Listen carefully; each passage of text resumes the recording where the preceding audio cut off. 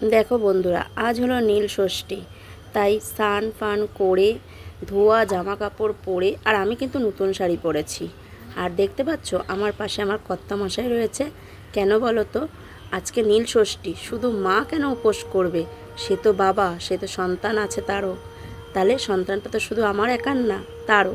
তো সুতরাং তাই দুজন মিলে আমরা নীল ষষ্ঠী পালন করছি। আর আমার হাজব্যান্ডকে আমি সবসময় বলি, একটা মায়েরই সবসময় সব কিছুর মঙ্গল কামনা সন্তানের জন্য করাটা যে উচিত তা না, বাবা হয়েছ, বাবারও উচিত। তাই শুধু মা কেন করবে, তুমিও করবে। তাই কিন্তু আমার হাজব্যান্ড কিন্তু করে আমার সাথে প্রত্যেক বছর। এটা এবছর বলে না, প্রত্যেক বছরই করে আমাদের সন্তানের জন্য। আমরা দুজনাই মঙ্গল কামনা করি। তাই নির্জলা উপোস থেকে আমরা সন্ধেবেলা ভগবানকে জল ঢালি। জানি না আমার কথাগুলো কারো খারাপ লাগলে আমাকে ক্ষমা করে দেবে, কিন্তু এটা আমার মনের ধারণা যে একটা সন্তান বাবা মার আশীর্বাদেই বড় হয়। তো শুধু মা উপোস করবে, বাবা করবে না, বা মাই সব কর্তব্য করবে, বাবা করবে না, বা বাবাই সব কর্তব্য করবে, মা করবে না, তা বললে হয় না। সন্তান হলো দুজনার।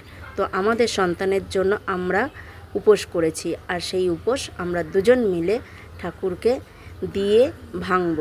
আর দেখো, এক এক করে ভগবানকে আমরা সব কিছু দিচ্ছি। ফার্স্টে দিয়েছি বেলপাতা, আর তো দেখিয়ে দিয়েছি গঙ্গা জল দিয়ে আমরা আগে ঠাকুরকে জল ঢেলেছি, তারপর দিয়েছি বেলপাতা, তারপর দিয়েছি পৈতে, তারপর দিলাম কি মালা, আকন্দ ফুলের মালা। আর যেটা না দিলে আজকের পুজোটা অসম্পূর্ণ থাকবে, সেটা হলো আম। কেন আজকের দিনে আম ভগবানকে দিয়েই, ভগবান বলতে আমাদের ভোলে বাবা, ভোলে বাবাকে দিয়েই কিন্তু আজকের থেকে আমরা আম খাবো। তাই দুজনা দেখো এক এক করে ভোলে বাবাকে উৎসর্গ করে আম দিয়ে নিলাম। আম দেওয়ার পরে দেব কি আমরা বেল, যেটা ভোলে বাবার সবচেয়ে প্রিয় জিনিস, বেল। তো বেলটা আমি নিয়ে আমি আর আমার হাজব্যান্ড দুজনা মিলেই একসাথে দিলাম। দেখো, আমরা কিন্তু যা ফল এনেছি দুজনা একসাথেই দিচ্ছি। কেন? সন্তান আমাদের দুজনারই, তার জন্য আমরা একসাথে ভগবানকে দেব। দেখো ভোলে বাবাকে কি দিচ্ছি, একটা আঙুরের থোকা, এত বড় একটা আঙুরের থোকা। এত ভালো লেগেছে থোকাটা, তুমি জানো না বন্ধুরা। আমি দেখেই বলেছি এই আঙুরের থোকাটাই আমি নেব, সেটা যত বড়ই হোক। দেখেছো কত সুন্দর আঙুরের থোকাটা। আর তারপর দেব আমি শশা। কেন? আমি 5 রকম ফলই আমরা দুজন মিলে ভগবানকে, ভোলে বাবাকে উৎসর্গ করব। দেখো দিয়ে দিচ্ছি শশা। পাশের বাড়িতে পুজো হচ্ছিল, তাই ঘন্টা বাজছিল। দেখেছো কি সুন্দর সময় আমরা পুজো দিচ্ছি। দিয়ে দিলাম লেবু। এরপর আমরা দিচ্ছি কি পেয়ারা। আমরা দুজন মিলেই কিন্তু দিচ্ছি। দেখেছো সব ফলগুলো কিন্তু দুজনাই ধরছি। তারপরে দিয়ে দেবো সুন্দর দেখে একটা আপেল। আমাদের ঠাকুর আমাদেরকে যেন ভালো রাখে, সাথে আমাদের সন্তানকে যেন ভালো রাখে। তারা যেন অনেক অনেক বড় হয়, তারা যেন বাবা মার সব আশা, সব স্বপ্ন যেন পূরণ করতে পারে। এই নিয়েই আজকে ভগবানকে প্রার্থনা করলাম। ভোলে বাবা নাম করে আমরা দুটো বাতি জ্বালিয়ে দিলাম। আমরা দুজন সন্তানের মঙ্গল কামনার জন্য প্রার্থনা করলাম এই বাতি জ্বালিয়ে, যেন তারা খুব ভালো থাকে, সুস্থ থাকে, সবার মাঝখানে যেন হাসি খুশিভাবে থাকে, আর অনেক অনেক যেন বড় হয় আমাদের সন্তান। জয় ভোলে বাবার জয়। আর জানো তো, মোমবাতিটা আমি রাখতে গিয়ে বারবার স্লিপ কেটে যাচ্ছে। আমি বুঝতেই পারিনি যে ওখানে একটা প্লাস্টিকের কাগজ পড়েছিল।